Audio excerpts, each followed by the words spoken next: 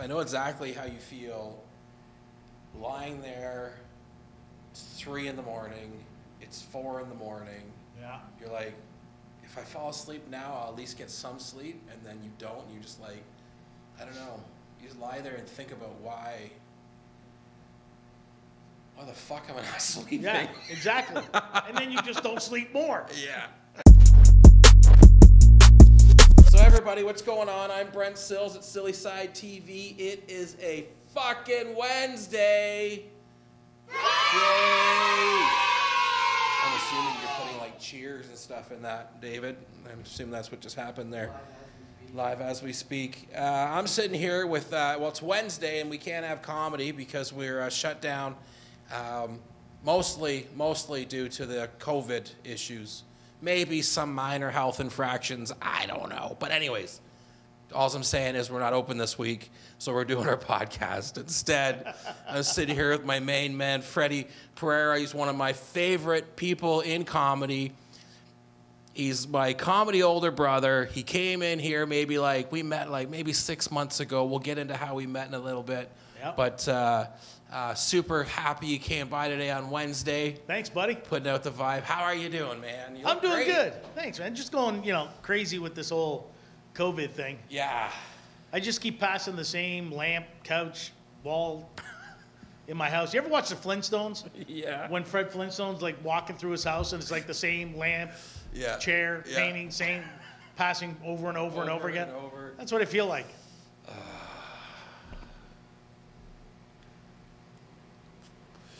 Going from the living room to the dining room feels like you're on tour. That's it. That's my big trip. Big trip.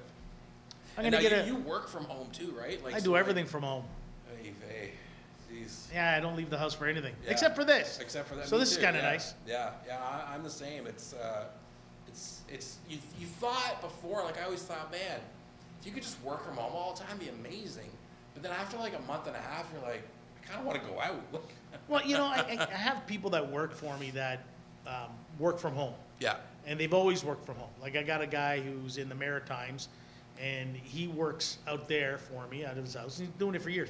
And I used to always think, like whenever we went to a conference or we went away on business, he'd always want to hang out. And he would never stop chatting with me. And he used to always say, well, what's going on? Like, what are you, starving? Now I'm at home all the time. This guy, yeah. And now I get it. What can I get you to drink, good sir? I've got some hard waters from our sponsors. Nice. Beautiful. This is from the Foundry Brewery, where you and I did that special not too long ago. Yeah, actually, you know what? I'm going to take one of these hard waters. Fantastic. If I just open one of these up. Absolutely, yeah. I love these, and they got some new flavors, which is fantastic. I remember when we went there. Yeah. The first night we went there to the brewery, to the Foundry, and my wife was telling me how she heard about hard water. Okay. And she saw it there, and she went nuts. Nice. So we ended up buying a case, and now my kids drink it. My wife drinks it. Nice. We all drink it. Yeah, we go back there to get more. And that's awesome. I'm excited about the new flavors. This one's ginger. Yes. I heard this one's coming out, so I want to try this one. Yeah, my buddy down there that helps us with all this stuff here, he said that the ginger's been flying off the shelf, so that should be a pretty good one there. I like the citrus flavor, so I've been into the lemon quite a bit lately. Mostly in the afternoons. Morning, afternoon, evening. It's COVID. What else are you going to do? It is COVID. Then, of course, I always have a little bit of whiskey on hand just in case the mood ever strikes, No, you can't go wrong with whiskey. This is nice, though. I like the ginger. Yeah, nice.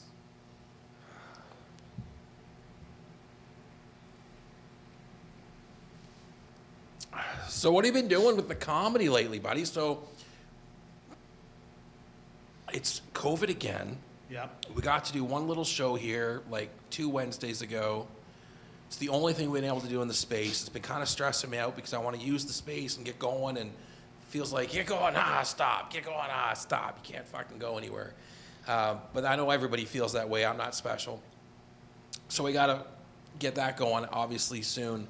I've been doing some more of those Zoom shows. Yeah. I've been doing a few more of those.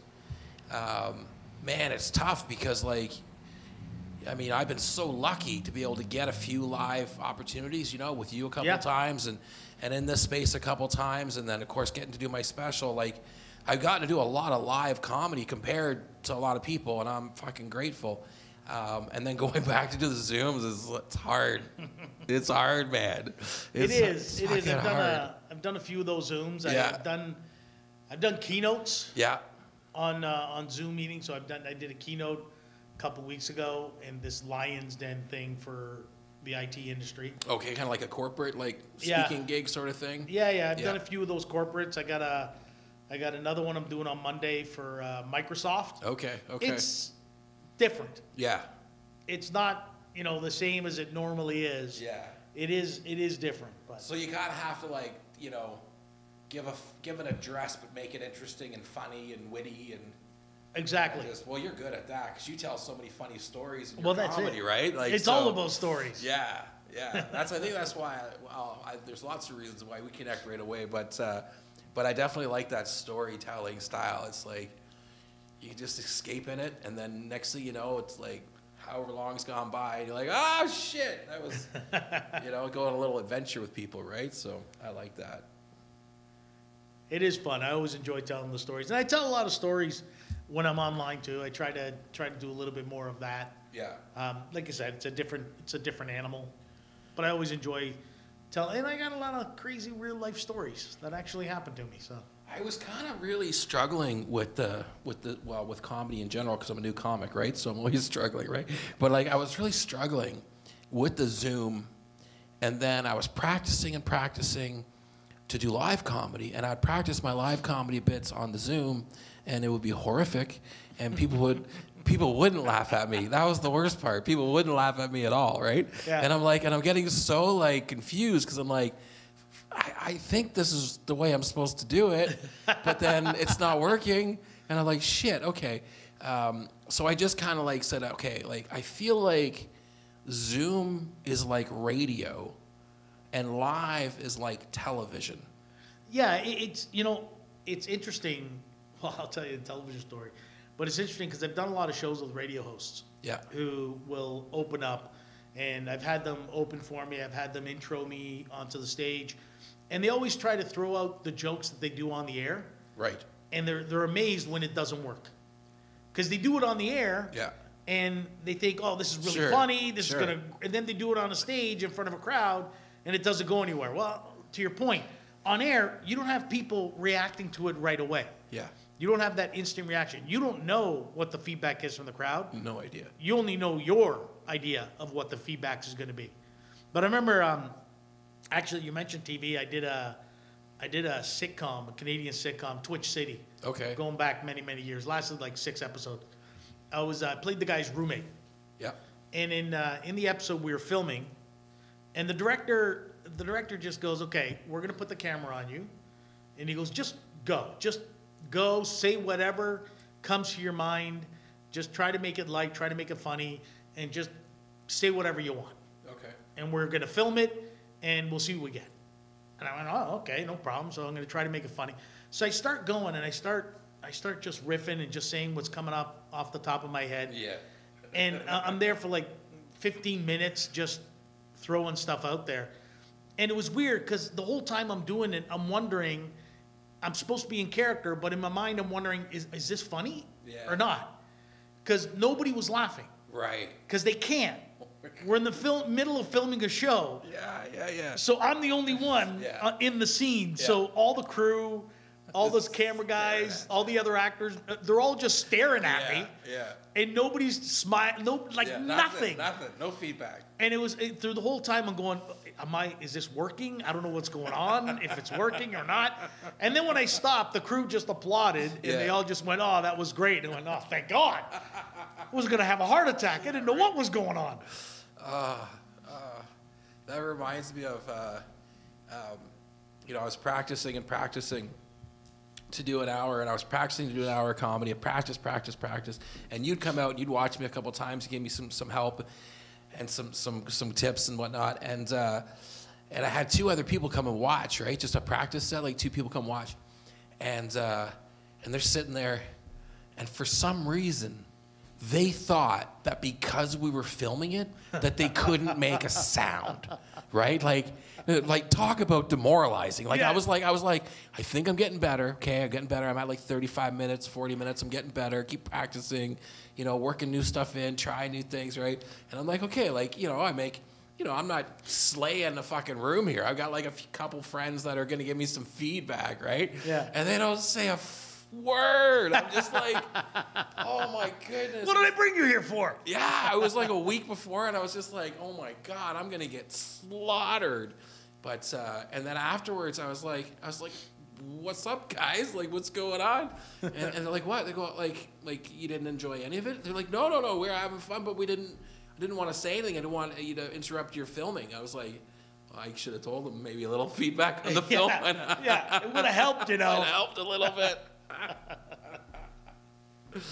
Yeah, so with the Zoom, I've been finding like that if I can learn how to do more of a radio approach, like more of a radio host, you know, you kind of talk a little bit about what's going on today. It's almost like it's a different cadence. It's not like, you know, just like set a premise, punch it out. Like it's more of a like checking in with the other, almost like, and I haven't done a lot of like a lot of crowd work before yet, right? So I'm working on that now, and but I feel like with the Zoom, it's almost like you need to like, you know, force connections with a few people in the room, and get some sort of an energy transfer between somebody to get, you know, it's like trying to start a fire. You got sticks, right? You're just like, you know, if you get some little bit of an energy going, and almost like, you know, from that standpoint, I've seen a few people that do it pretty good, and I'm like, they seem to have the best like online type sets, and then other people just seem to just like, and they just rifle through. They just rifle through. They don't stop. They don't pause. They don't look at it. You're just like, you know, or you can see that they're, you know, they're. Yeah, they got the notes in front of them. They're reading it. Yeah. When I was in like total like Zoom, like I was in like another universe. I was like 3 months locked in, like no outside, like freezing cold dead of winter, and just like Post-it notes everywhere. Just like my microphone and Post-it notes. Just like, I'd be like, 4 Zoom shows today. I'm like. It's like I had some people have commented on the Zoom shows I've done that it's I never really realized this until they said it, but they felt as if I was talking just to them. Right. That when I was doing my show, the way I was doing it on Zoom, they felt it was just a one-on-one conversation with them.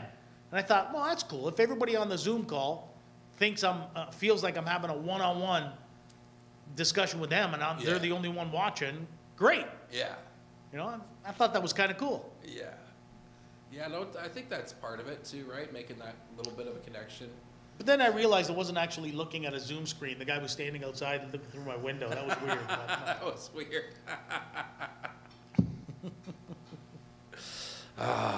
Well, this will be a good time to remind everybody that we've just, where's my camera? There it is. That we've just launched our Patreon account. Nice. Which I have absolutely no idea. Even better. How any of this stuff works. I'm sure that every bit of guidance that I give to the crew who's like putting this stuff together, every bit of guidance I give to them hurts us. 1 step forward, 2 steps back. I'm 100% confident that every piece of feedback I give them is like, they're like, we'll do it. It's going to push us back another 3 weeks, and well, we'll do it, boss. Like, that's what you want, right? Like, but we're trying anyways, so we're learning. So we got that set up on Silly Side TV on Patreon, and it gives kind of a chance for everybody to watch all the content that we've made so far. That we're kind of like, I guess our A quality content is what I'll call it. So we've done a bunch of like other things up to now that are already on YouTube and stuff, but we just like. We're just going to leave those there and just kind of keep doing some of those fun skits and cooking shows and stuff like that. But then on the Patreon, it's really what's going on in this room. That's awesome. What's going on the Patreon. So we did that last one and only open mic we got to do. We had 8 separate comics come out, which was amazing. and 6 of them signed a release to put their stuff on our channel. That's great. Which is fucking awesome. Like, so grateful for that. And then so that's where we'll be able to find those shows every week. Potentially once we get going, we'll go up on that platform, and then for a few bucks a month, people can kick in and help support the cause, and it's fun. That's awesome. Yeah. We got to get back to supporting the arts. When all this is done, you know, the arts have to come back, and they've been struggling the most. I've been trying to think of like new ways to consider the comedy business. You see, like you and I connect really well too, because you're a businessman, right? And I'm a businessman, right? So it's like we understand, you know. What the hell are we doing in this? I don't, because we know how we see how the other businessmen, how fucking shitty their lives are. Yeah, you know, exactly, big right? pockets full of money, but they're miserable, right? So, yeah, I want to laugh and have fun. That's why. But I can't help myself but not look at what's going on around us in a business mind. Absolutely. You know, and it's like, I can't see how a bricks and mortar comedy club can survive and pay artists selling cheap tickets and, you know, shitty chicken wings and some drinks.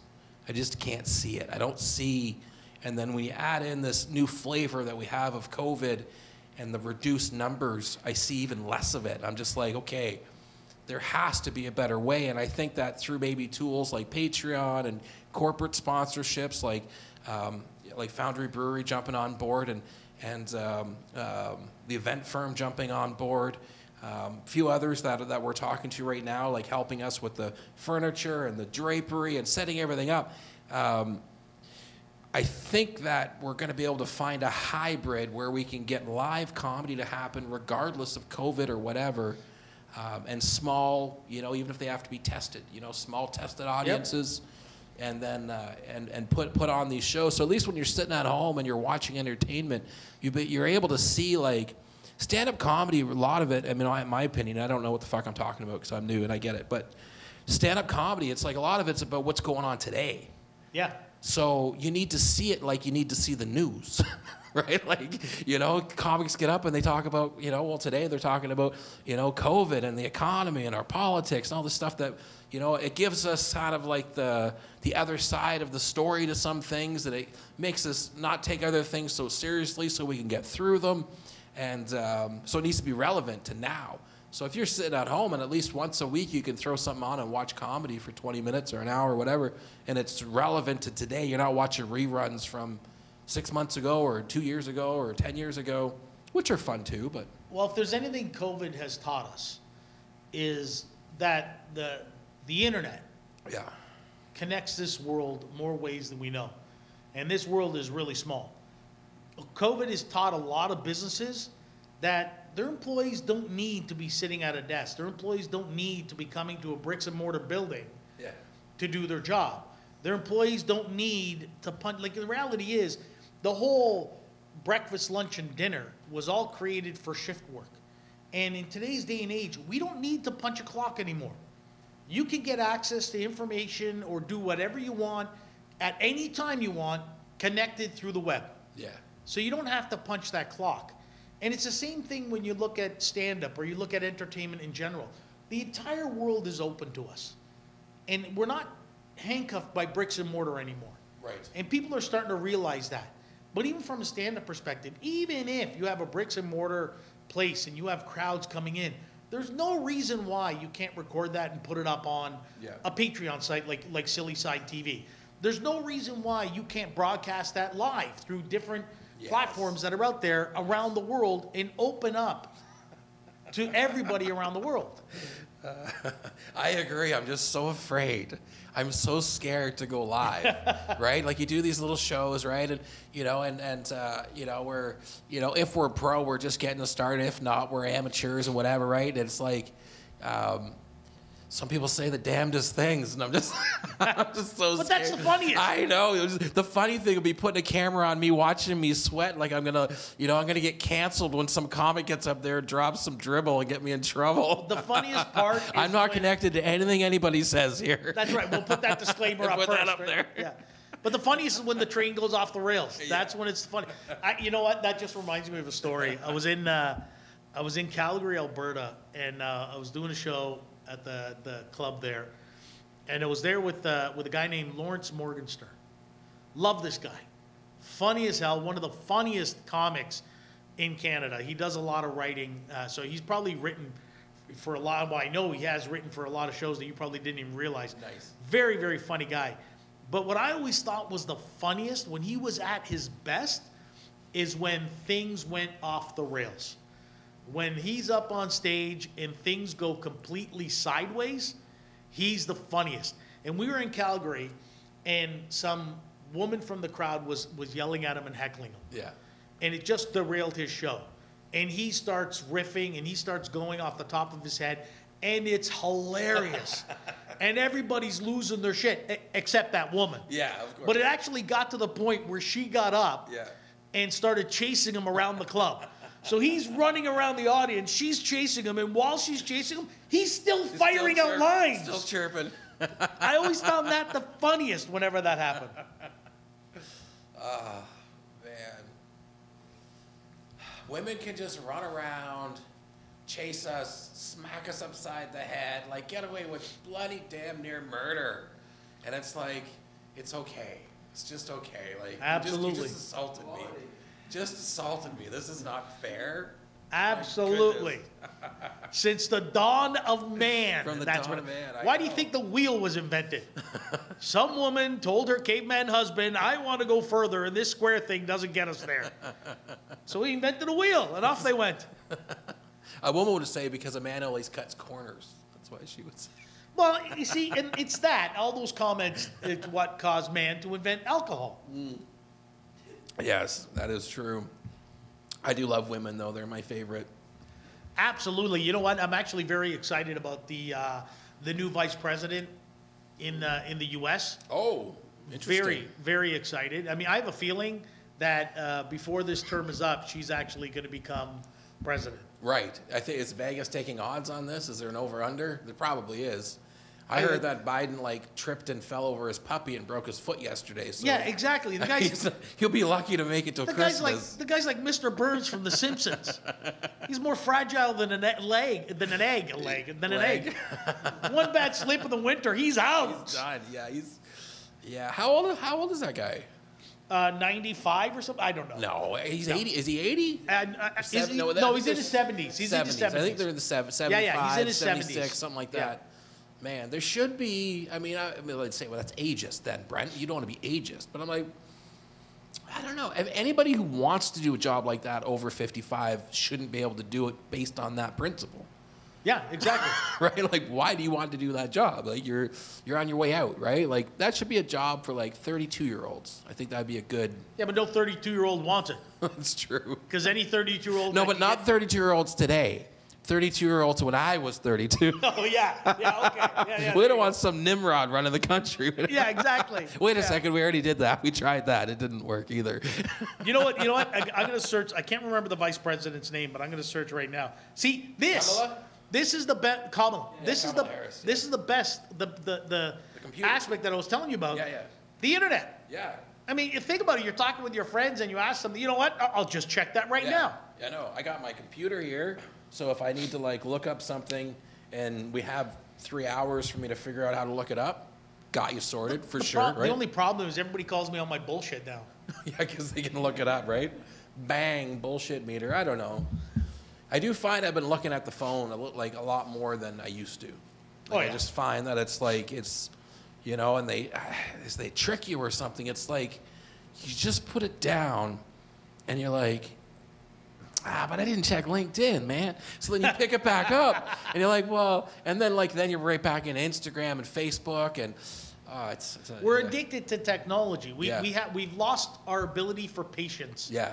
Because of the cell phone. You ever standing in line, and you have to wait to get, especially now, whenever you go anywhere, you got that 9-hour COVID line that you got to stand in. It's forever. And you have no patience. Everybody's just, come on. Yeah. Oh. Hurry up. You end up getting on your phone. Finally, when it's your turn, they say, come on, sir, it's your turn. Yeah, hold on. Hold on, I got I'm in the middle of the game here. Can you wait a second now? Wait a second.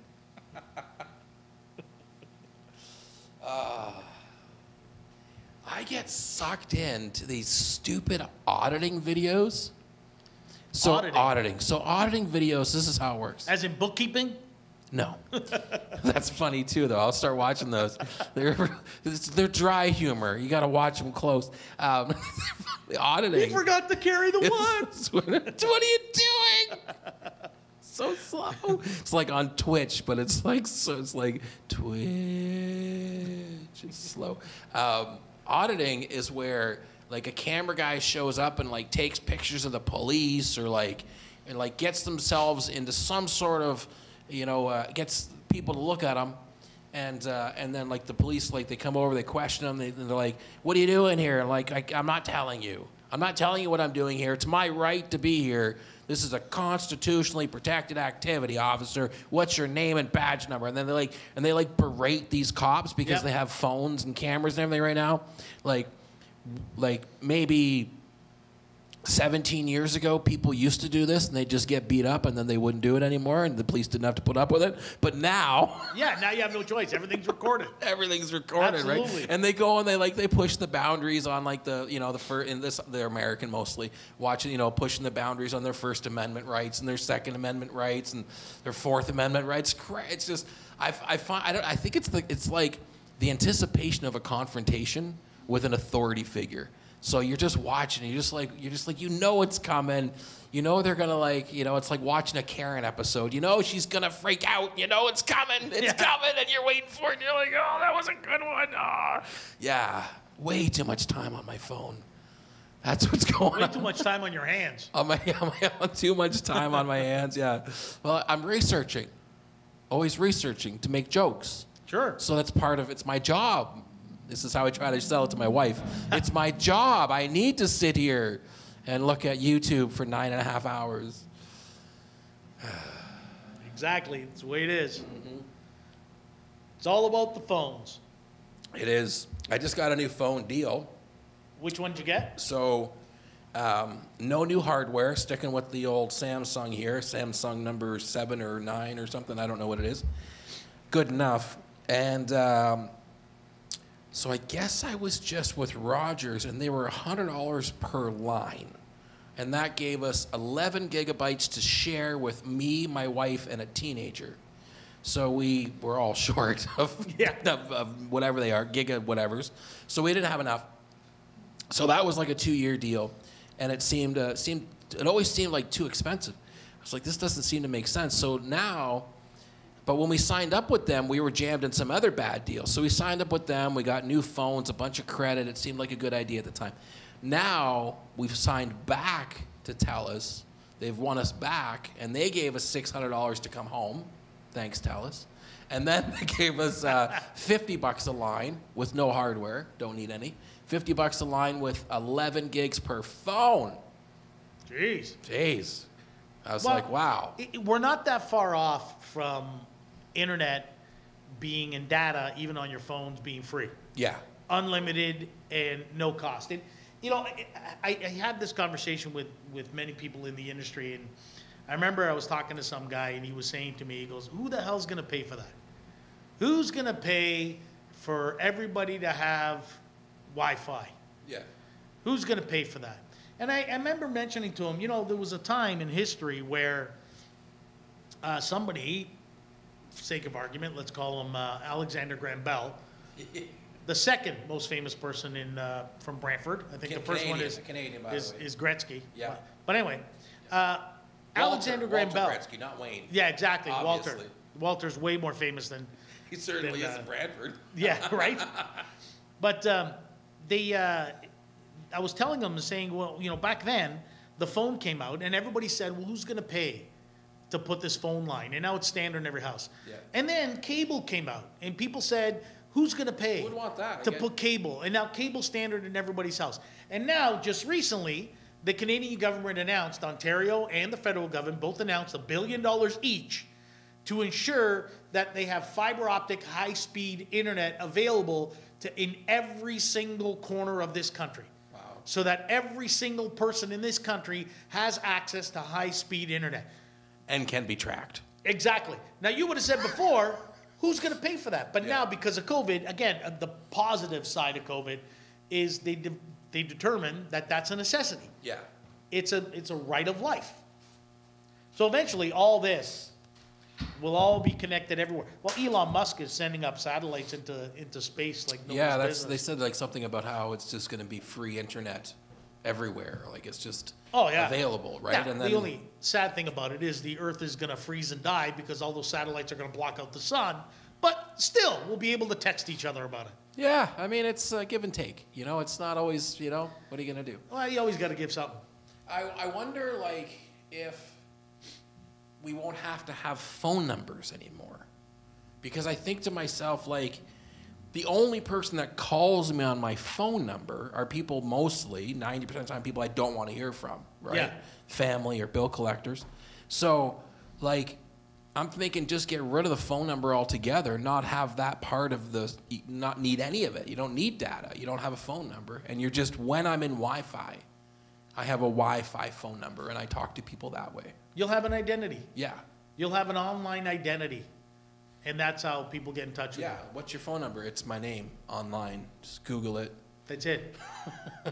Right? It's so you much can easier. find like all cocky, like, Google me, bitch. Just Google me. It'd be so much easier that way. But, you know, people would say, that's never going to happen. Sure. Yeah. At one point, somebody said air travel's never going to happen. At one point, somebody said email's never going to happen. Yes. Look where we are now. Yeah. Now you're at the point where people would rather text than actually call you. Yes. I'm kind of that way. I prefer a quick text. I don't like answering the phone because I'm not sure what's going to happen. I don't know what that person wants. Usually it's somebody telling me that my social insurance number got stolen and I'm being charged by the Revenue going to Canada. jail. Yeah, I get that one all the time. Right? It would be more realistic if it wasn't in that robotic, broken voice. So I get that call, and I get that call from our local number. Like I'm a 519 area code, so I get it from a 519. And it rings, and I answer, and it's that, you know, you're going to go to jail or whatever, and I push the button, you know, I want to talk to him about it, I'm concerned, I don't want to go to jail. So I'm like, and I talk to the guy, and I'm like, and I happen to be, because it was early in the morning, I happen to be listening to, like, you know, gangster rap music, right? Like as you do, yeah. Ice-T or whatever, right? And so it was like, you know, so I just put my phone to that, and I just left it and let it play for a while. And I thought we were communicating.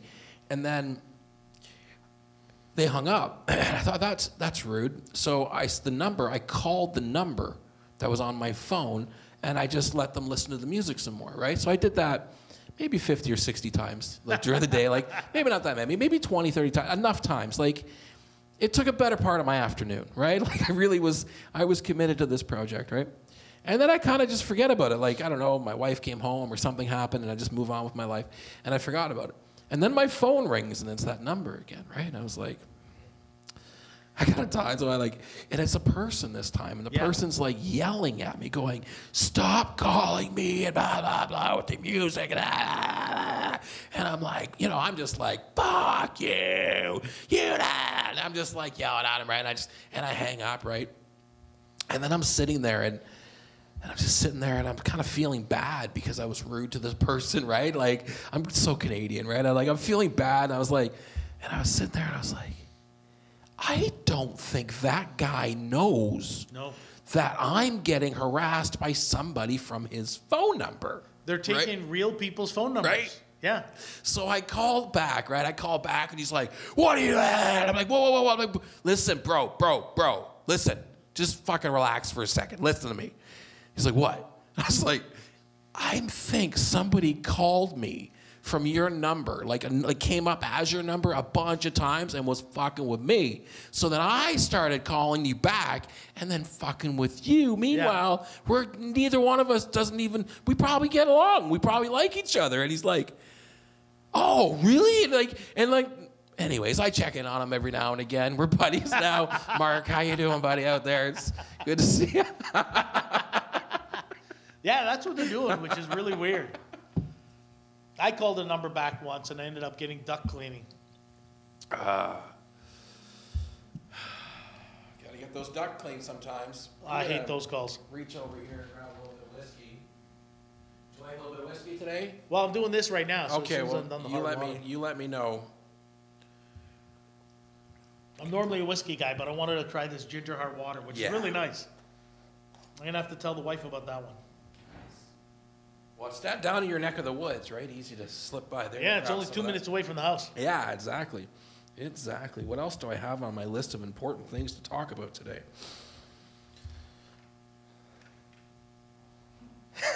Wow, that's a short list. Ugh. Well, I was really counting on Freddy carrying me on this podcast You got to do a little more research, I guess. A little more research on my computer. The internet's on there. You know what? I'll tell you this story. We were talking about phones and how everybody's connected and taking pictures and videos of everything that happens. I tell this story, and it is a true story. I actually have a picture of it, and some people don't believe it. Some people can't believe it actually happened, but it did. When I was 7 years old, and I went to Disney. My parents took me to Disney. Now, you got to remember, back when I was 7 years old. Yeah, like a million years ago. Exactly. Disney was the shit. Yeah.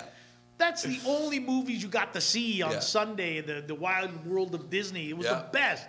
And everybody was all excited about that. So my parents, we did a 2-day drive down to Disney. And we're at the park. And my parents, they got me the Mickey Mouse ears. And they bought me this toy cap gun rifle. And I wanted to go see Mickey Mouse. I'm a 7-year-old kid. I wanted to see Mickey Mouse. I was excited to see Mickey Mouse.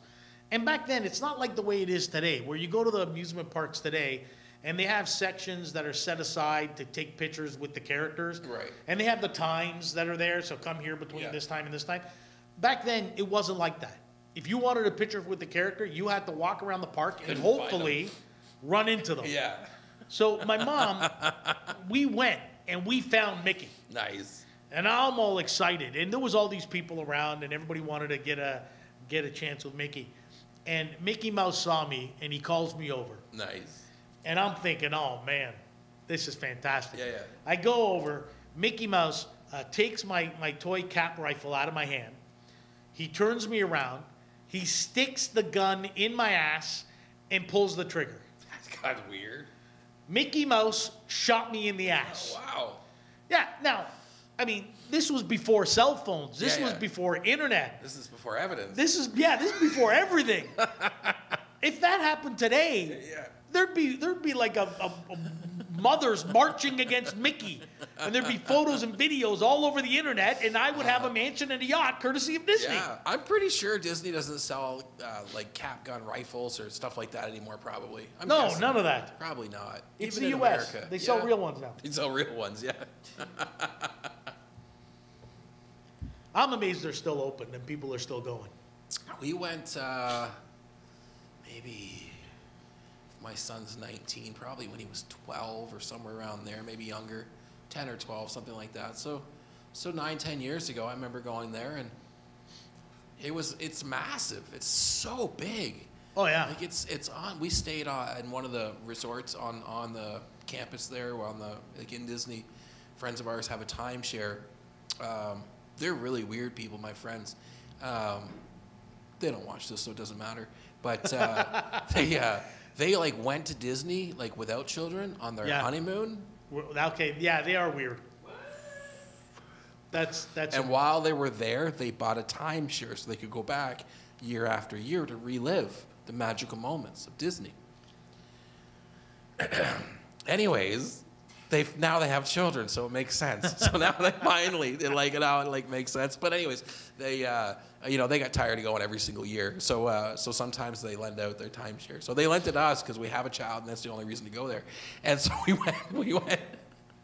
And it was cool. It was neat. They gave you like a bracelet, so it was like an all-inclusive type deal, except they just put it on your credit card. Not cheap at all, like super expensive. Yeah. We got one of these meal plans because it's like the cheapest way to go. But like the meal plan, what they don't tell you is like there's 3 of us, and they would bring you enough food for 30 people every time. So like, and you're like, I don't want all this stuff. They're like, well, it comes with your plan. I'm like, well, is the plan to throw it out next? Because like I can't eat like the muffin is the size of a fucking cake. I'm like, you should have just sold it on the street and got some of your money back. Sold to the people without a meal plan. We started just kind of giving it away, like just kind of like looking around the room and looking for what looked like single moms and shit, like just like, you know, because when I was a kid, I was a single mom, whatever.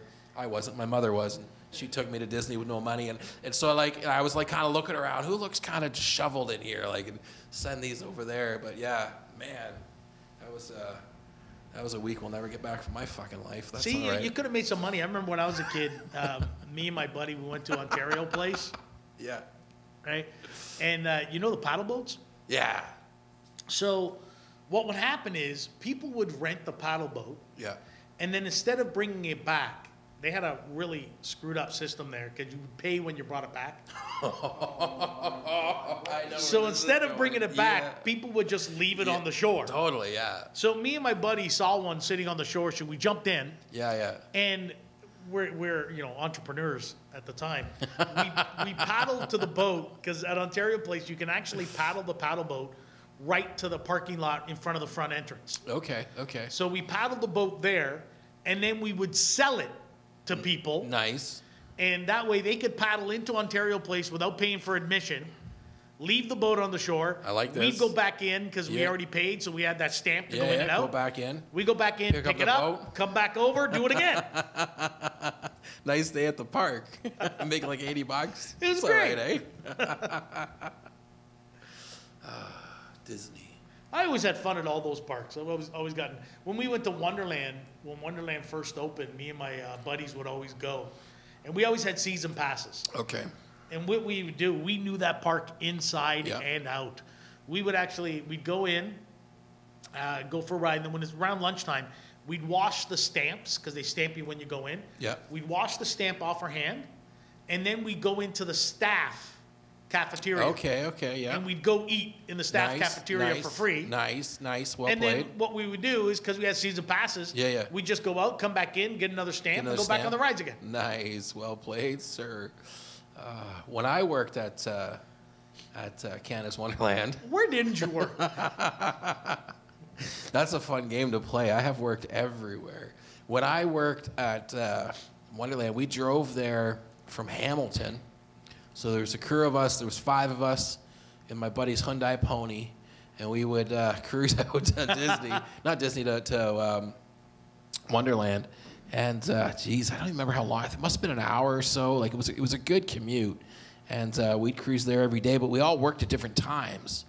So we'd have to go there first thing in the morning no matter what. Yeah. So you would go there early, and then, like, you know, if you weren't working right away, you'd, like, kind of wander around the park, go talk to your friends, hang out at the fast food places, and just, like, basically you're there the whole summer just check out girls. You're just there to meet all the girls that work there That's and to what it meet all was. the girls that That's come what it there. was all about. That's all it's there for, right? And it was great. It was brilliant. It was amazing. Me and my Italian Gino friends. That's what we went there for. That's it, right? Yeah. Competition. I remember you guys. Yeah, no, it was a great place to work. And if you stayed to the end of the summer, to the very end of the summer, I might have been on about like $8 or something, like maybe $8.25 or something. But if you stayed to the end of the summer, you got an extra 50 cents an hour. Wow. Retroactive to the very beginning. So I know some fucking nerds that got that money. Was never me. Keeners. All the way to the end. You got to at least try to get fired. It's Wonderland. But yeah, my job was to go. I was if there was ever an emergency, like not a medical emergency, relax people. If there was ever like a cleanup emergency, like somebody puked in the pool or something, Yeah. like if anything bad like that happened or something, then I had a radio and they would like radio certain people like me and you'd run over there and help clean it up right away. So my claim to fame was for the 3.5 months I worked there, not once did I clean something up. I could be right here, and if you call it in, I'd be like, I'm on the other side of the park. You're very good at delegating. But I can hear you. Yeah, that's not me. Yeah, that's not me. I'm out of here. Yeah. So what's the strangest job you had as a kid? When you were in high school? Yeah. And you had those summer jobs. What was the weirdest one you had? Pretty standard stuff. I worked for, it was kind of neat because I was like 15, and I worked for my, they call him my uncle, but he wasn't my uncle, it's Hamilton, right? So worked for my uncle, and my job was to work at the construction site at night, be there at nighttime in case anybody came to steal lumber. Yep. So I got to drive around in like a little Datsun pickup truck, right? And I wasn't old enough to drive, but I drive around the construction site, and I had a little construction trailer, and my job was no matter what happens, if anybody comes to this construction site to steal lumber, call Uncle George. Do not call the police. Call Uncle George, right? And so like you just, as a kid, you just sit there night after night, just like waiting for something to happen, just hoping somebody would come on there so you could see what would happen. Right? You're like, well, Uncle George probably stole it to begin with. I don't know, maybe, yeah, I don't know. I never thought of that. That's probably true. He's worried someone's coming to get it back. Yeah, like, yeah, exactly, yeah. That's why I don't call the police. Yeah. But yeah, so that was kind of an odd, like, work at nighttime kind of a job. What about you? What was your crazy young man job? I had a nighttime job too. Yeah. I had a lot of weird ones, but yeah. I worked at the Canadian Tire gas station, Mm-hmm. and I would work the night shift sometimes, the overnight. And, I'd be tired, so I would just sleep on the floor. Yeah. And if anybody wanted to get gas, they would come knock on the window, and I'd turn on the pump for them. Yeah. But I had this system, and this is why I brought this one up. I had this system where Canadian Tire always gave these coupons for like 3 times or 4 times your Canadian Tire money when you got gas. Yeah. So what I would do is I'd collect those coupons. Okay. And then I'd go into work, and when somebody filled up like a truck with $150 in gas and they didn't give me one of those coupons, I would give them their Canadian Tire money. Then I'd fill out the coupon. Okay. And I'd take the 3 times for me. Okay. So I'd give them 1 time. Yeah. And I would take the 3 times. Yeah. Then I'd put the coupon in. Yeah. I actually furnished my entire dorm room at college with Canadian Tire money. Yeah, I had a stereo, a fridge, a TV, everything. You can use, I don't know if you can anymore, but when I was a kid, you could use Canadian Tire money at Dairy Queen. Though I heard that before. There's some places here in Cambridge that would take Canadian Tire money. That would have been good for you back then. That is wicked. You'd go on dates with that money. Yeah, right. Hey, I'm a big spender. Big spender, Canadian. Throwing around 5 cents like nobody's business. Yeah, I guess they've gone pretty much probably like with some sort of like card or something now. Well, now it's the app. Yeah, or something like that. Yeah. That makes sense, right? They were one of the early people to do sort of a rewards system, right? The Canadian Tire money was early. Oh, yeah, You absolutely. know? Not a lot of people gave rewards before that. See, but that was a good thing. Like, I remember the instant rewards, even when we were kids. I tell my kids this all the time, because now when you go to the store and you buy like a pop or something, and they say, look under the label for a chance to win. It's always look under the label and go to this website, enter this code, put in all your information, where you live, blood type, and then maybe we'll give you something. And I tell my kids that back when I was a kid, you used to go buy a bottle of pop, and it was a bottle. Yeah. And you take underneath the cap, they had that rubber lining. Yeah, I remember that. And you pull out the rubber lining, and you'd win something, a bag of chips, a chocolate bar, whatever. And it was the best. And I remember one time, I was living in Scarborough, right? You know what they say, put the scar in burrow. But I was living in Scarborough, not bragging or anything. And and the convenience store was right next to a bank. Yeah. I think it was a TD bank. I can't exactly remember which bank, but it was right next to a bank. Yeah. And for whatever reason, that particular day that we went, the bank was having a celebration, and they were giving out cake to anybody and everybody. Yeah. And it was money cake. So in the cake, they had money. Oh my God. Okay. So me and my friends kept going in the bank getting pieces of cake to get the money. Yeah. Then we'd go to the convenience store and buy pop to win under the cap to get chips and candy. And we kept doing that all day. It was the best. You could get on a roll, eh? You could get on a roll and just like keep winning, and next thing you know, you got chips, you got pop, you got everything. Yeah, instant gratification. Yeah. I didn't have to give you my firstborn. Answer a skill testing question. It's ridiculous. I don't know the answer to that. And then the shopkeeper's always like, it's 12. Yeah, exactly. What's the point of the skill testing question?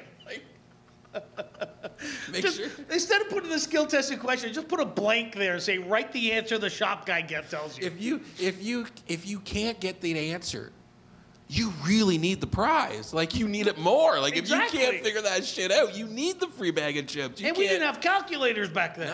No calculator watches or...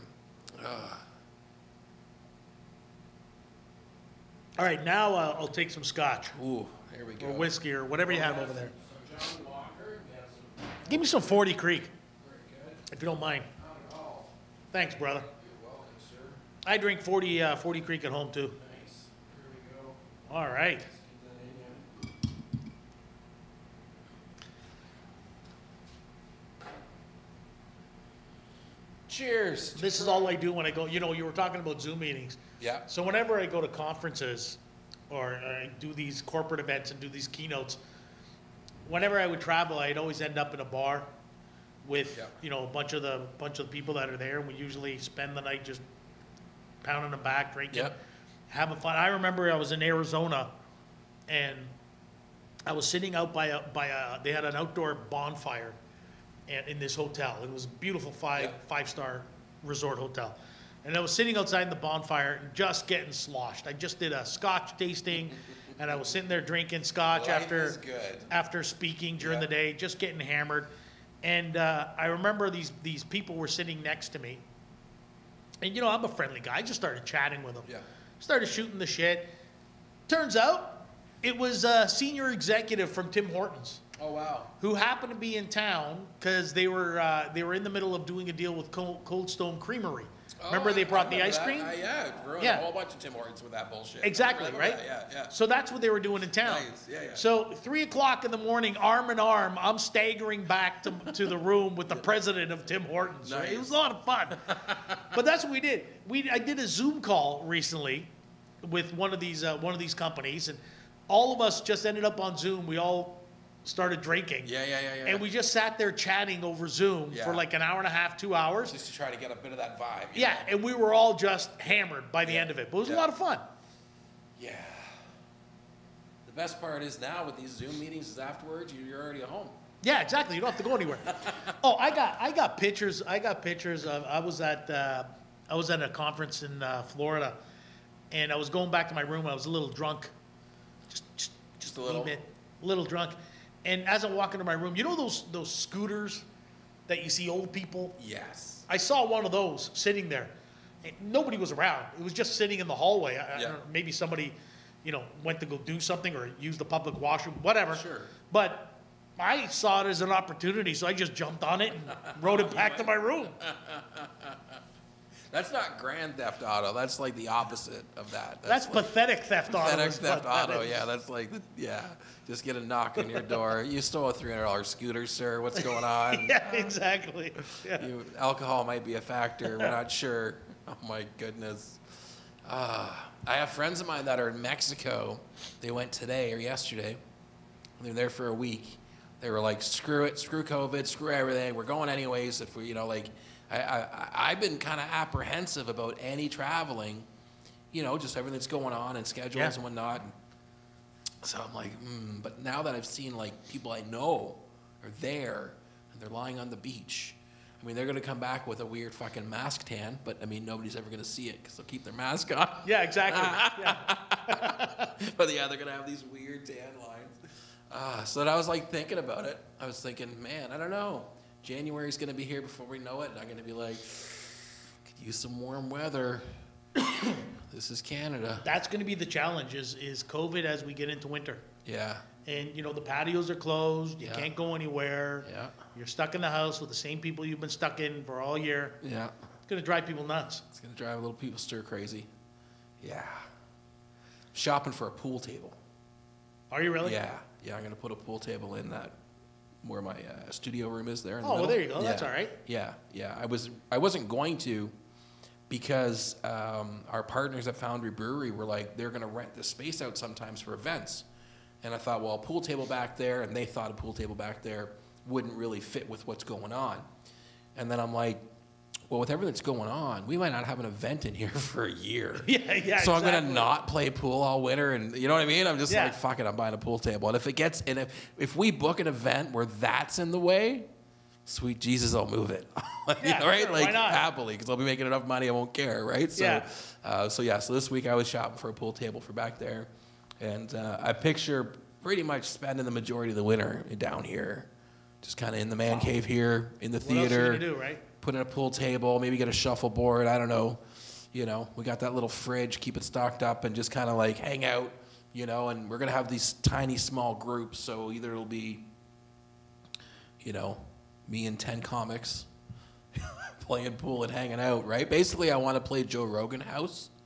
Right? Like I just want to pretend like just for the winter. You know, I just get my, you know, we'll start doing jiu-jitsu in the side room over there. We'll get an instructor to come in or something. Sure. Over Zoom, for fuck's sake. Do some MMA. Over Zoom, MMA Zoom. Really keep breaking the TV. Fuck. Underground fighting. There was a guy just not too long ago here, maybe 15 years ago, who had a little barber shop on the corner with an illegal fighting business in behind it. Like, and they were in there. You could, it was a ruckus, anyways. I knew a guy that did that. Do you? Yeah. Yeah. They were having fun with it. They seemed to be having a good time. You know, I was actually a guy I know. His son is an MMA fighter. Okay. Fights professionally. Yeah.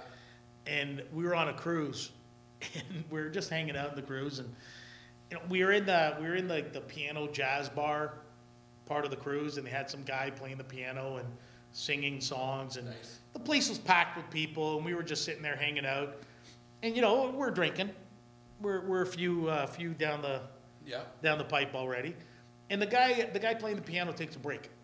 Okay. So all right, I'm sitting there, and I look, and I wonder if that mic is on. Okay. Oh dear. Okay. So I went up, and it was on. Nice. So I sat down, and I started doing some jokes, and I started singing some songs. I had the entire place just going nuts and singing with me. They didn't know. They probably thought you were just the show. They just yeah, right? But they were losing their mind. They were thinking. Then the guy from the cruise ship, comes back, and he starts freaking out. Yeah, of course. Then I'm up there doing my thing. Yeah. And he starts freaking out, and he's sitting there, I'm going to get But it's too late. I'm going to call the captain. I'm going to get you off this ship. What are you doing? You can't be doing this. Kick you off for what? Being awesome? Yeah, right? So my buddy and his son, the MMA fighter, just walk up to the guy, and they just whisper in his ear. They just say, if you do anything to my friend, I'm throwing you off this fucking ship. The next night, we go back to the bar, and that piano player, he actually came up to me and asked me if I would do a show with him. Nice. Yeah. He got with the program. He figured it out, eh? Well, it was either that or get his ass kicked, one of the two.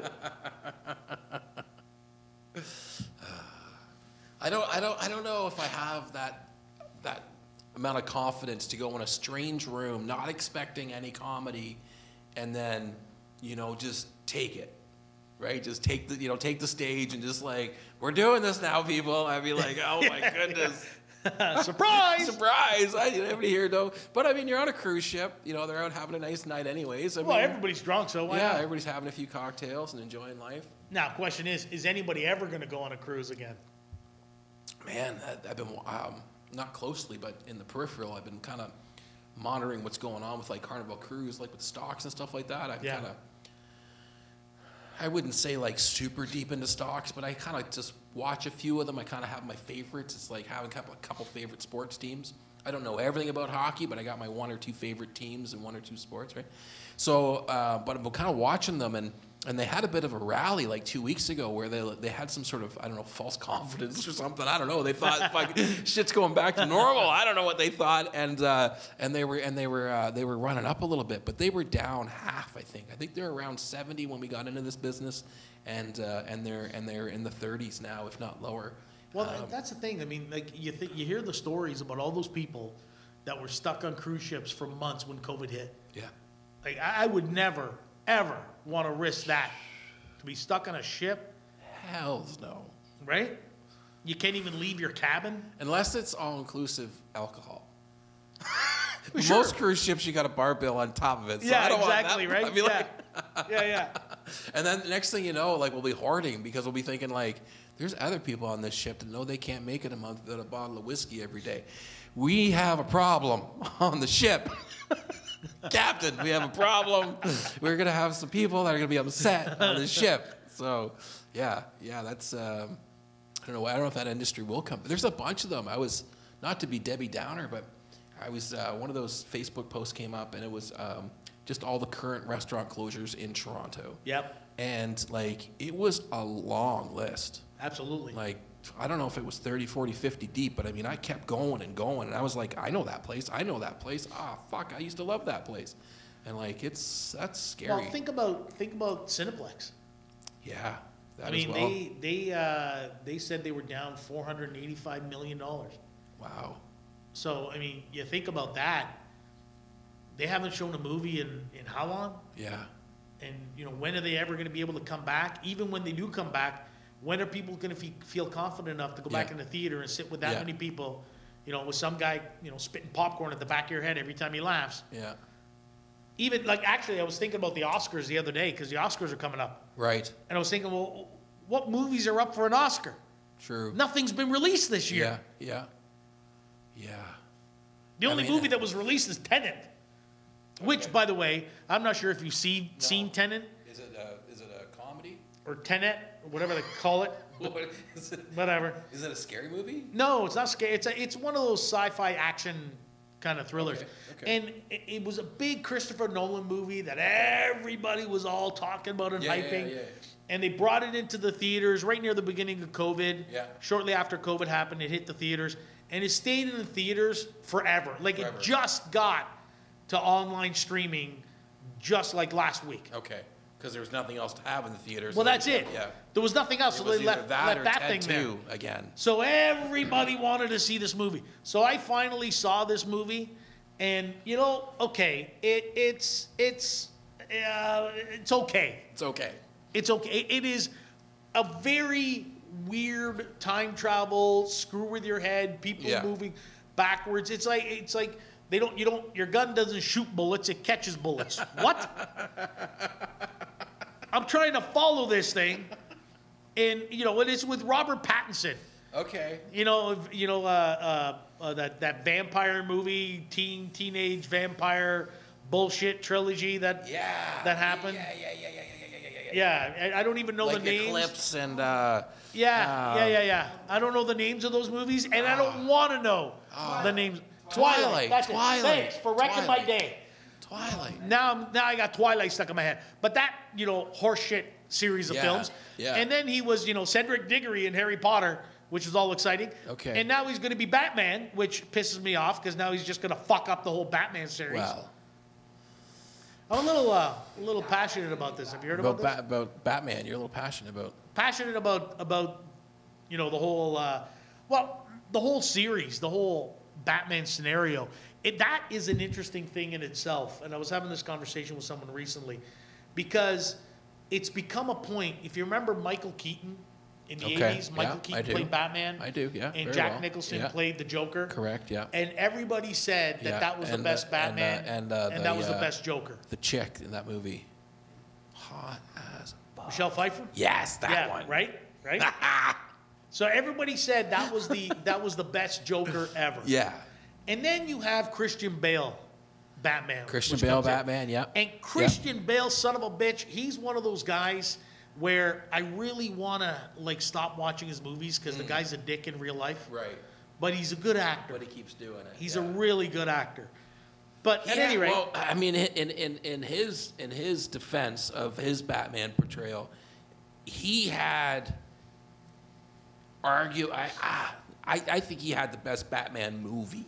oh yeah, the whole franchise. But it was the villain, right? But he had the best, like, you know, him going back and him showing us the temple right, and how it became, and like that sort of, like, he had, like, that was I mean, any Batman that got to do that would look like a fucking cool Batman. Sure. Right? So he's got that. It was the villain.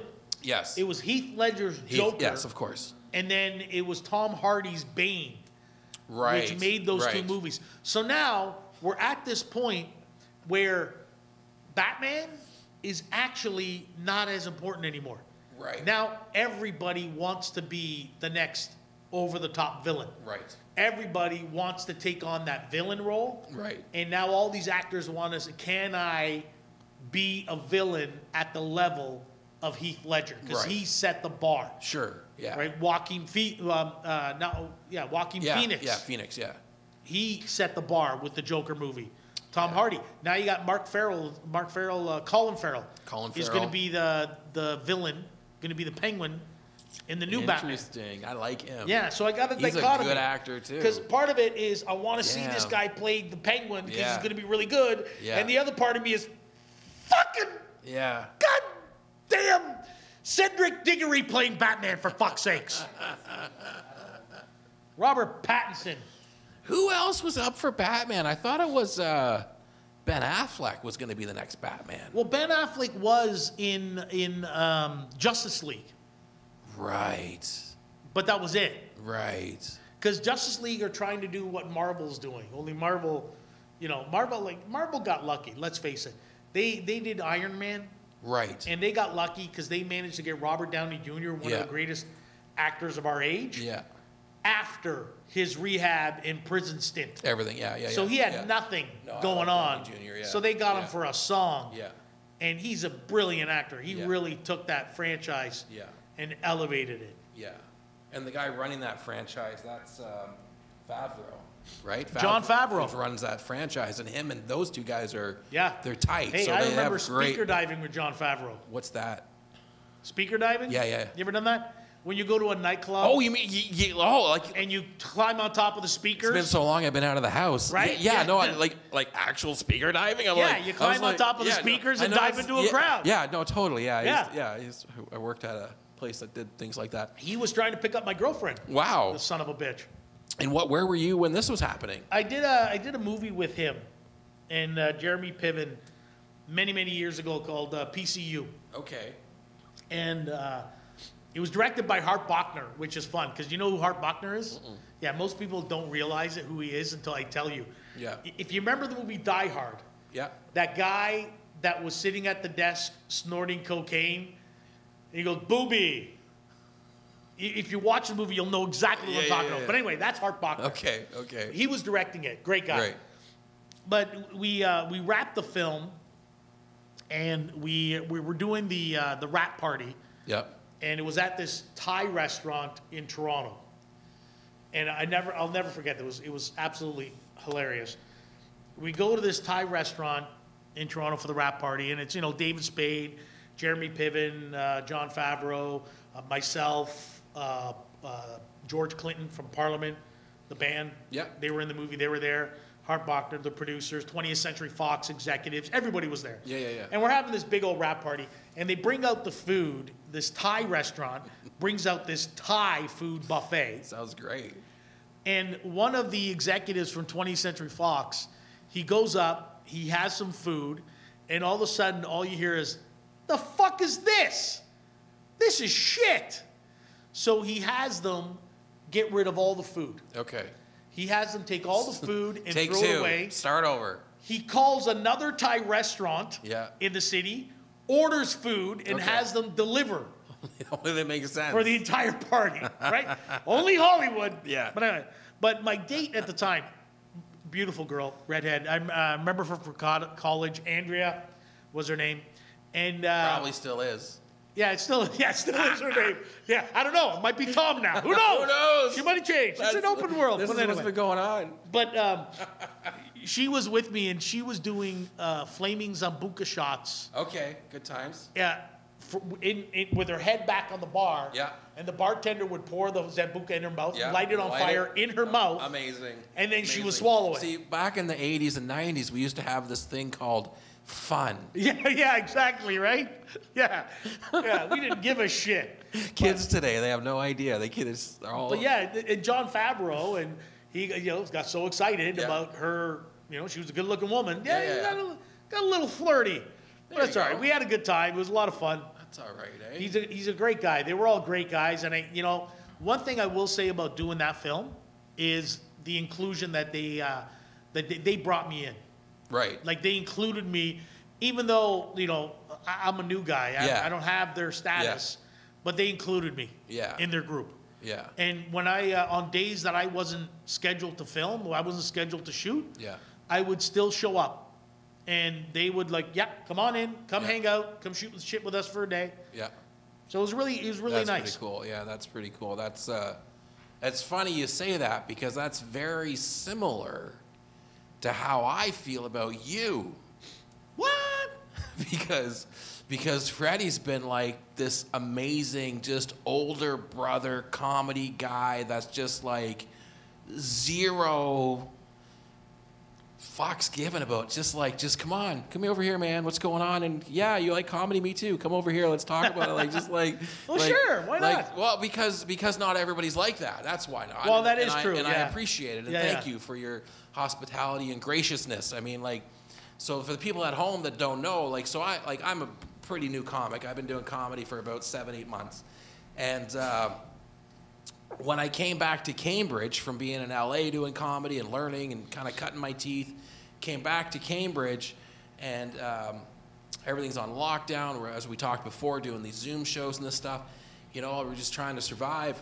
And then I get asked to do the Zoom show by a dude down in the States. Yes, out of LA. Out of LA. That's right. Who's friends with somebody I did comedy with, a comic in LA that I did comedy with, like in life, like in real life. So this girl, Nishi, that I do comedy with in LA, she's friends with this other dude who's doing this comedy show, and then somehow she introduced me to him or something and got me hooked up on that show. And he goes, "Hey, you want to do the show with me?" And I was like, "Absolutely." It was a Zoom show. And he hit you up too. That's right. And it was like, "Hey, do you want to do the show?" But like you and I had no idea each other existed. He actually told me, he called me up and told me that he has another Canadian comic on the show. And he asked me if I knew you. Unbelievable.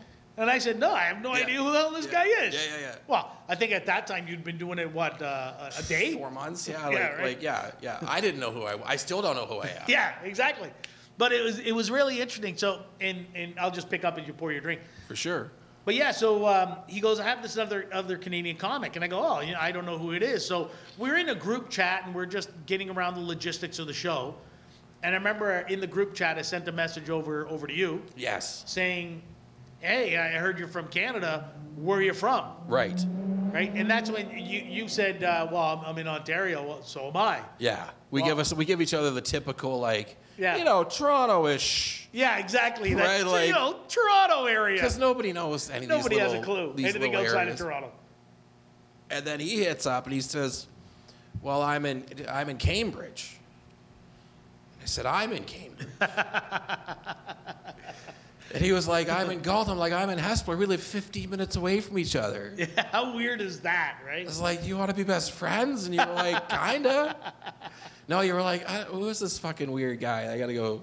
So I said to you, I was like, well, why don't you come over to my house and we'll do the Zoom comedy show together. Absolutely. Right? So we can like do it together. So then I spent a week preparing for the show and, you know, running around, and I got like a whole lighting package and a stage. I remember you telling me about all the equipment you got to do this show. Dude, I was like, man, I rented everything. It probably cost me like $300-400 just for that night, right? Just like I want everything to be perfect, right?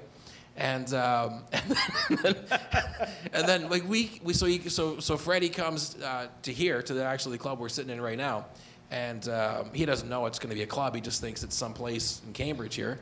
Comes here and here it is, and it wasn't as nice as it is now. We've done a bunch of renovations since then, but I'm like, okay, this is going to be great. And then we go to do the show, and none of my shit works. That's always the case, though, right? Like none That's of it. always the case. It's embarrassment. It's like we ended up doing it on my phone. We literally used Freddie's phone to do our show in LA. It was humbling, to say the least. And Freddie was like, this pathetic little excuse of a human needs some help. I'm gonna help him. I've got his COVID, nothing else to do. See, you know what we got to do, though? What we have to do is when this is all done, and, you know, the vaccines are out, after everybody gets vaccinated, before we all turn into those crazy creatures in I Am Legend. Yeah. Right? Do you remember that movie? No, but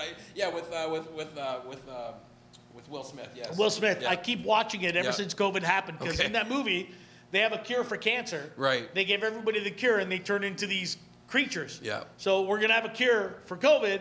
But anyway, here we go. So after we get the cure, before the zombie apocalypse hits, that's where you and we got to do a trip down to L.A. Definitely. And go see our buddy who put on that Zoom show. Definitely. And do a live show in his club. Yeah, absolutely. All three of us together. Absolutely, yeah, 100%.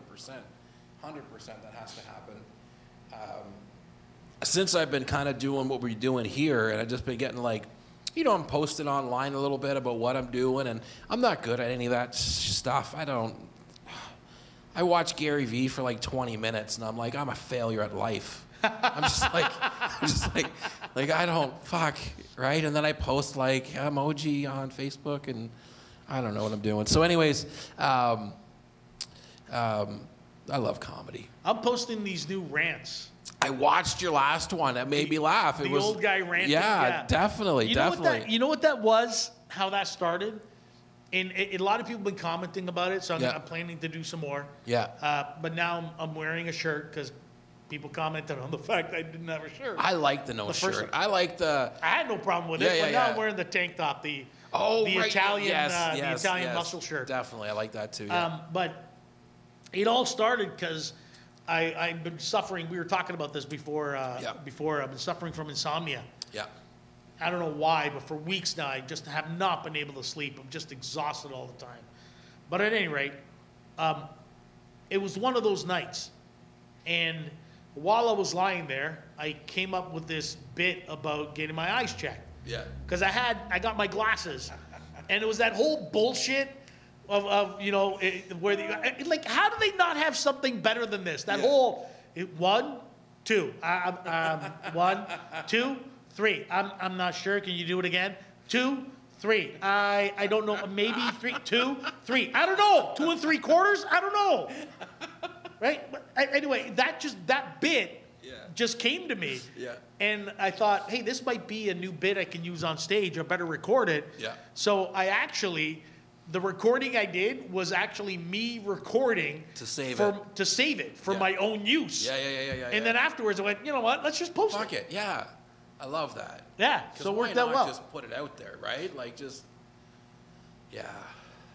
I think that a lot of the stuff that we do, especially around here with the silly side, and like we record something, and then you start playing with it and messing around with it, and you're just like, just put it out. Just throw it out there, see what happens. Who cares? Exactly. The worst that can happen. Again. Exactly. It's all fun. I can't wait for this thing to be all over. I'd like to get back. I want to do another album. So once we're back into back into venues, back into crowds, I think I'm going to record another album. And then tour it a little bit? Yeah, and then do a tour. Well, I was supposed to tour before this all hit. Yeah. I was actually in the middle of a tour. We were about to go on the western run of the country. Yeah. And then COVID hit. Right. So hopefully we'll be able to do that in next year. And yeah. If not, I'll wait. Once this is all over, then I'll pick it up then. I've seen that there's a few dudes I've been noticing online that are doing some touring, like they're touring around kind of like Owen Sound and some of the outskirt areas. I know that that club that you took me to in Niagara. Yeah, Showtime. Showtime. Absolutely. This Friday, I think it's Jeff Leeson. Leeson, yeah. Yep, very funny guy. Yeah, very funny guy. I've been watching some of his clips and stuff like that. He's performing there this Friday. Yeah. And my friends, I have friends from down there, and they noticed that I'd been there because you took me there and saw it on Instagram. And they were like, hey, we're from here. We're your friends. We're not sure if you're your friends because when you were here, you didn't tell us you were here, and we would have came out to support you. You're an asshole. But anyways, we're friends with this Jeff guy that's a comic, and we're going to go support him because he said he was coming, right? Because that's what we do. And we would like to invite you to come with us. But this week is a shit show for me, so I can't get away. But December 19th, I'm doing London. Well, supposed to be. Nice. If doing things London. We'll have to see how things go with the whole lockdown and everything. Yeah. Part of my thing, and this is with this whole COVID thing, I kind of been shying away from doing in-person shows. Yeah. You know, like I did Showtime. Yeah. And I'm going to do London. And really, the only reason why I did those is because I have some new stuff that I'm working on. I have some new COVID material that I want to test out. Definitely. And you know, you got to get that itch. But I'm trying to hold back from doing in-person shows because. You know, I don't want to get COVID. I want to go see, my parents. Yeah. And Yeah. my parents are old, and I Yeah. want to be able to go see my family, and you know, I'm concerned about. So it's kind of one of those things where, you know what? But in hindsight, it's like, you know, I'll just wait.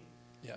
And in the meantime, I'm starting to prep Exceptionally Mediocre, which is what I'm Nice. going to call the next album and the next tour. Exceptionally mediocre. Exceptionally Mediocre. Very cool. So I'm starting to get that together and Yeah. starting to get that ready. So when this is all done, I'm ready to go. So it's okay. I'll take a little break now. Take It's a not little that big break. of a deal. Yeah, I feel the same way, and it's like, because if we say we'll do comedy here, I mean, comics are savages. They'll come from anywhere. Oh, They'll yeah. come from fucking Sudbury. They'll come from Ottawa. They'll come from Quebec. They'll come from everywhere, man. Like, I mean, if the borders was open, we'd get comics up here from Buffalo. Well, we right? used to So, we used to always say when I was touring, and we used to always say all the time. I toured full time for over a decade, and it would be 48 weeks of the year on the road. Right. And we used to always talk about how we're not really comics, we're drivers. Right. Because we would drive to a gig, no matter what, we got to get there and do that show. Snowstorms, coming down the Rocky Mountains with a 90-degree drop-off on the one side and a 90-degree mountain on the other side, in the middle of a blizzard with an 18-wheeler hauling lumber, just riding your ass the entire way down the hill. Doesn't matter. We got to get to a gig. Let's go. Do you think that life will ever come back? I don't know. I don't know. I feel like I don't know. it's like not the same. Like, I don't know. Like, It used to be. I've never had a chance to do though. I want to go and do that. Like, Well, it used someday, to be. but- It used to be that, you know, three comics, you'd get into a car, Yeah. and you know, you go out west, and you tour out west for, you know, 10, 15 weeks. Yeah. Or you go out east and you tour out east for 3-4 weeks, and you would constantly do that back and forth across the country, back and forth Yeah. down to the U.S., back up through across Canada, and that's all you did. And it was a lot of fun, and you were doing shows every night of the week. Yeah. But nowadays, it's not the same. You're not doing shows every night of the week. Yeah. You're not doing 2 shows a night, sometimes 3 shows a night. Yeah. So it's a little bit of a different world. Now, I mean, I still do tours, but I don't really do tours of clubs. I'm doing tours of theaters. Yeah. And I'm not sitting in a car, I'm sitting in a plane. Yeah.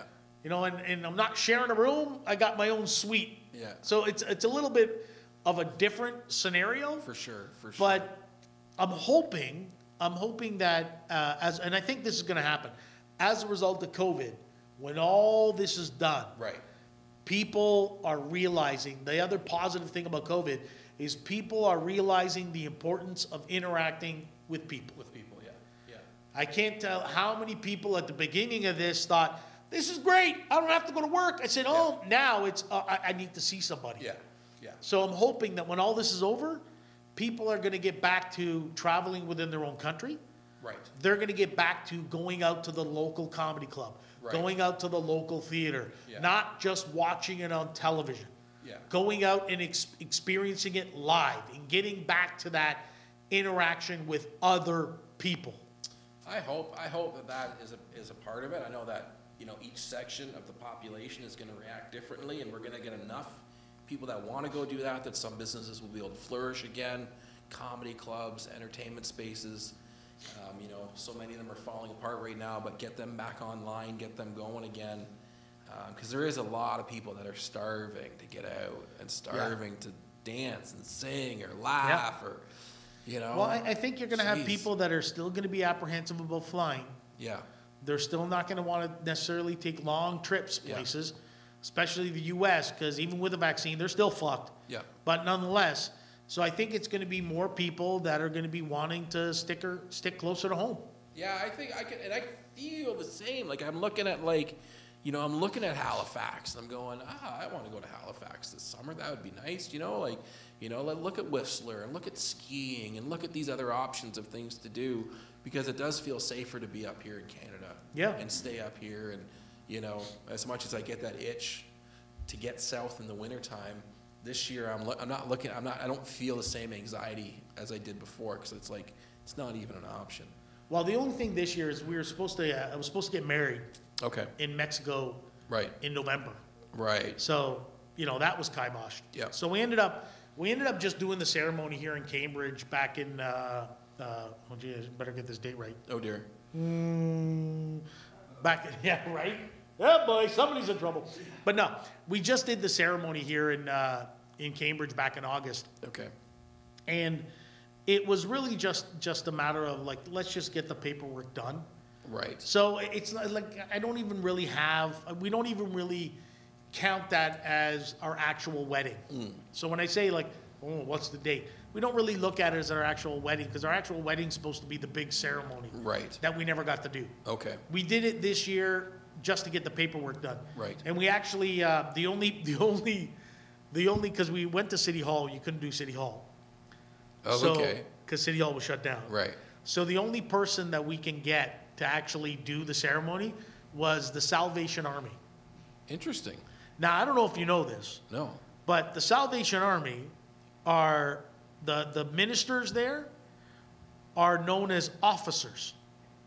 Makes sense to the army. Yeah, right? Right. So the minister that performed our ceremony, she was, her name is Major Donna. Okay.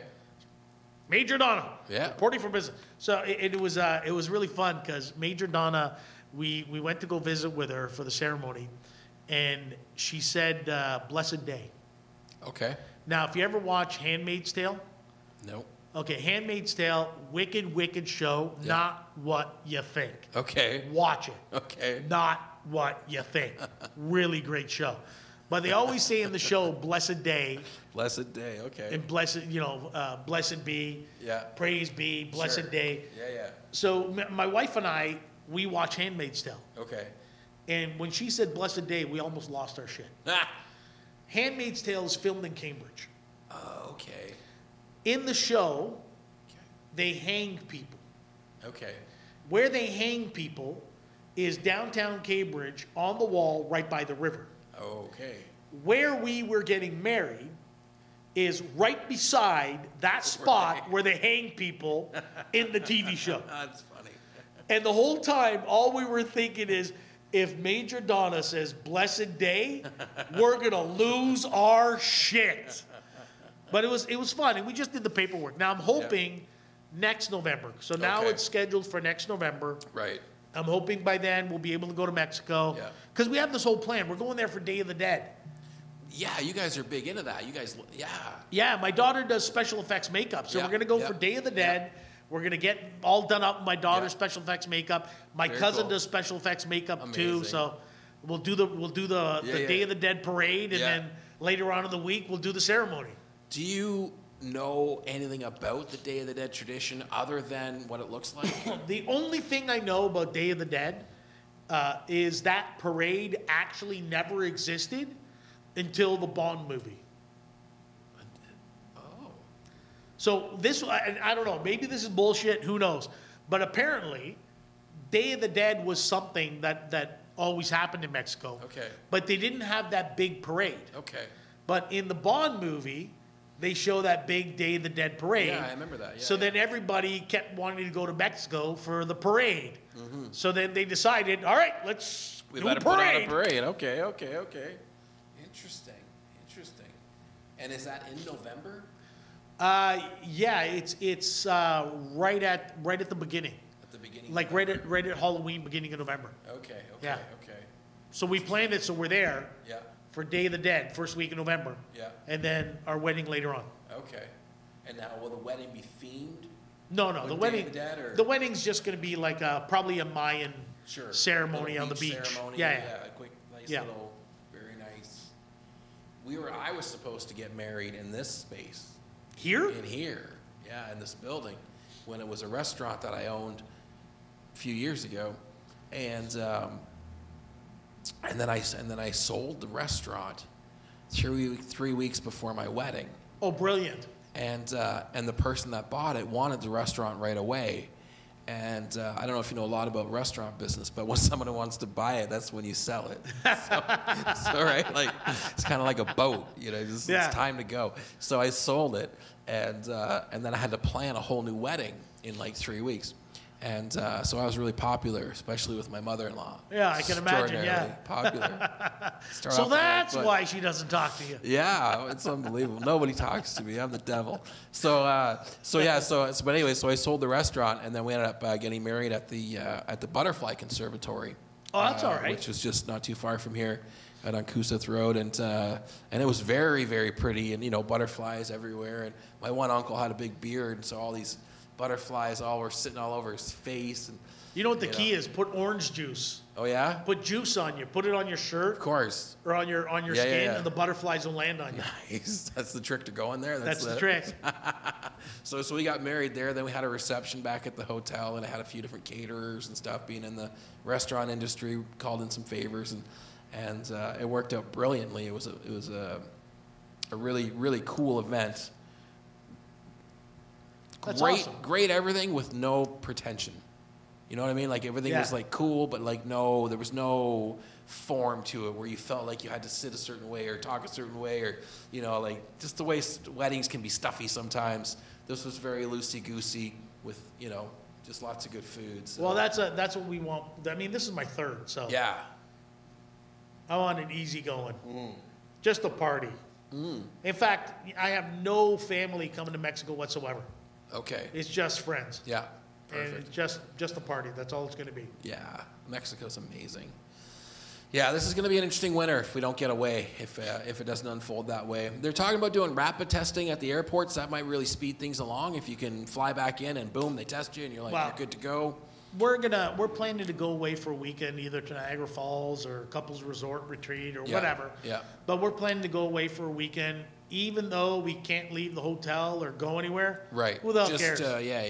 Yeah. I got 2 teenagers at home. Being in an empty hotel is good enough for me. Yeah, I have one of those too. So yeah, maybe we should just send them all to one place and we'll all hang out at the other one and then. Yeah, there you go. Right? Yeah. Well, this has been wicked awesome fun. This has been how we're killing it on Wednesday nights. I wish we were doing some comedy tonight, with the comics in here. The format for the new show, for the Wednesday night show, is kind of like, so for example, I'm going to have you host with me one of the shows. Sure, absolutely, yeah. Right? And then I have this monitor here. So my plan is that we could sit kind of to the side of the stage together. We're going to watch the comics. And we're going to be the old guys from the Muppets? We're like the old guys from Muppets, yeah. We're kind of like the old guys from Muppets, right?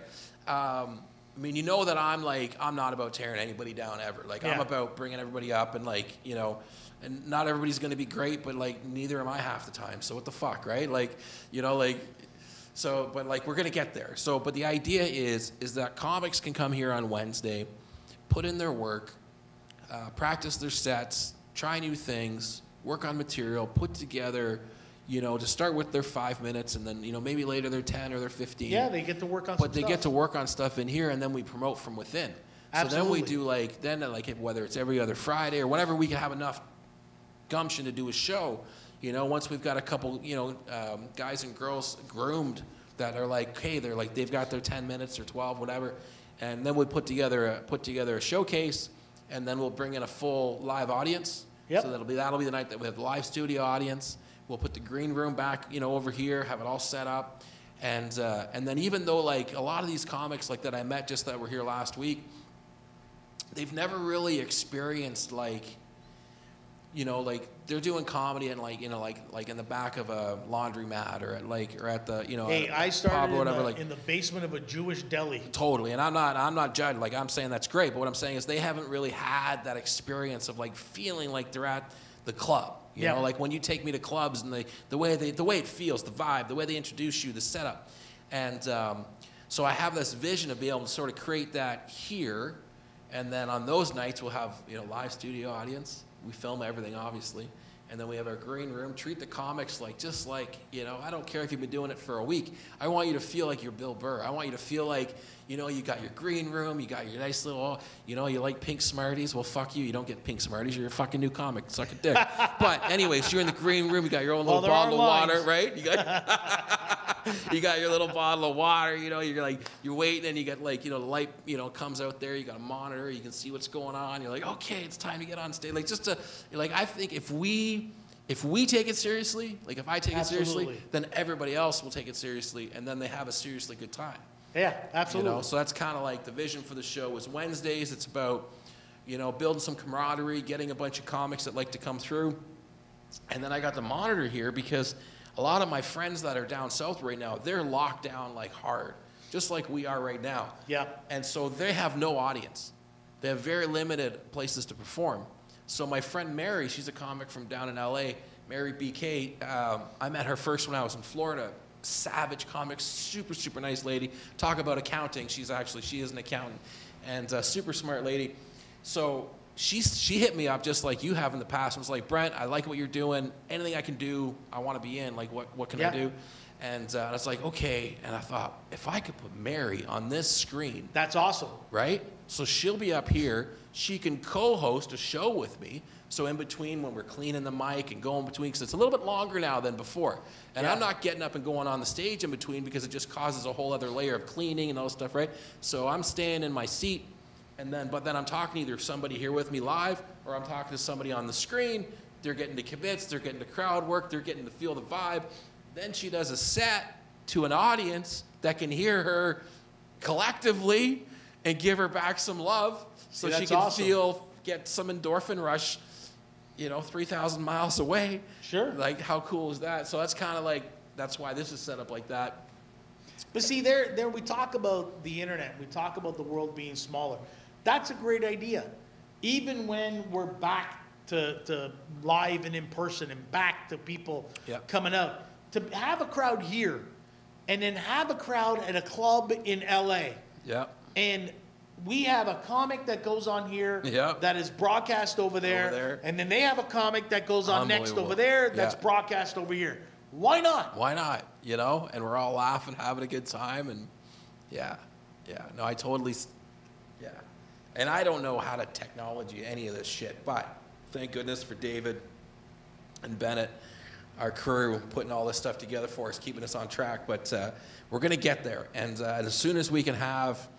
I'm almost thinking, like, because I don't know how long we're going to stay in this red zone, but if we're going to stay in this red zone for like months, then we're allowed to have up to 10 people in here, and I'm gonna probably just start reaching out to maybe 5 or 6 comics on Wednesdays, and even if we do a roundtable discussion, or if we do I don't care, I don't know what we do. We could get 6 comics around and fucking play Monopoly. I don't care, but just shoot the shit. Just shoot right around your pool table. Around the pool table, whatever, anything. Yeah, just because, like, if we don't do something, a bunch of us are gonna go fucking crazy. Yeah, pretty much. Right? Yeah. So, like, you know, even if it's one day a week, I'm like, well, Wednesdays, I'm gonna be talking to somebody at least gonna smile. It's gonna be happy, right? Like, so, like, make it to next Wednesday again. Lord help me get through the week. This week it's moving week, like, so we had a tenant move out, and like, well, yeah, I saw some of your posts. Yeah, tenant moving out, all messy, left a mess. What a fucking douche. That sucks when they do just garbage and just sick. And some people don't know how to live, right? So, anyways, you know, I don't want to call the guy out because he's a total douchebag, and if I could remember his name, I would. But fuck you, guy. I'm just saying, like, just like douche, just so much garbage. So, anyways, and he's like, well, I left some furniture, so it's like a gift. It's not a fucking gift to the dump, so I gotta pay a guy to. Anyways, so I left some furniture. It's a great coffee table. Great fucking. You know those big wooden spools that hold a cable? Yeah, you're like, ugh, you gross, fuck you, man. So this disgusting piece of shit of a human being. Thankfully, he left on his own accord, and he left a mess. He was a horrible communicator, horrible at paying his rent. You don't win them all, but. As a real estate investor, I always like to caveat that, like, every time a tenant moves out, it's not always bad, and sometimes when it is, I just think about, like, the day that person moved in, they gave me X amount of dollars, and then I add up all the money I got between the time they moved in and then, and then I go, these next 3 days where I have to do a bunch of stuff that I wouldn't normally want to do, right? that's what that money was for. That's it. Right? So this is what's going to happen. And then I just I mean, I've worked in the morgue. I've cleaned fucking toilets like a million times. Like, I don't care. I wash dishes, like whatever. It doesn't matter. It is what it is. This has to get done today. So this last 2 days has been tidying that place up. And we get it back up for short-term rentals on the Airbnb, that's what we do with that apartment when we live here. Because then it's like I can switch it over and I'm around if anybody needs anything. And so that's pretty sweet. So a new dude moves in for a month this Friday, which is fantastic. So we're getting it all cleaned up and getting it all ready, Hard life of a comic. That's not a life of a comic. That's a life of a landlord. Life of a landlord comic. Comic is usually the other guy that was renting it. Yeah, that guy is making a run for the border. He's like... Yeah. That's a comic. One guy renting, 5 guys crashing on his couch. 5 guys crashing. Yeah, I'm doing it. I do everything backwards. I'm like dyslexic to the max. So like, it's like become successful and get some bucks and like take care of your shit. And then like come from nothing, but doesn't matter. But like then go into comedy. It's like totally backwards, right? I'm just, oh well. At least I get stage time on a Wednesday during COVID. Yay! Right? Like, yeah. Anyway, I don't know. Well, this has been super awesome. Oh, it's been a lot of fun. This has been great. We did a couple hours on the podcast here today, sitting with my main man, Freddy. I'm so glad that we met, buddy. I really am. Really, Me too. really am. Absolutely. You've been an absolute inspiration. You've been helpful. You helped me with my special. You helped me come down here and practice with me. And you must just think, who the fuck is this crazy dude? But I super appreciate you canceling going to the cottage and coming here to perform that first time instead. Yeah. Because I think after that night, we were like, that's my man. We're good. We go do comedy anywhere, anytime. Let's fucking have some fun. So now we just got to get rid of this COVID thing. Yeah, it's going to go, and we're going to get back to doing our thing. And I think we'll hit the ground running because this whole time we've both been working. Like, oh, yeah. Working on material, practicing, We'll be ready to go.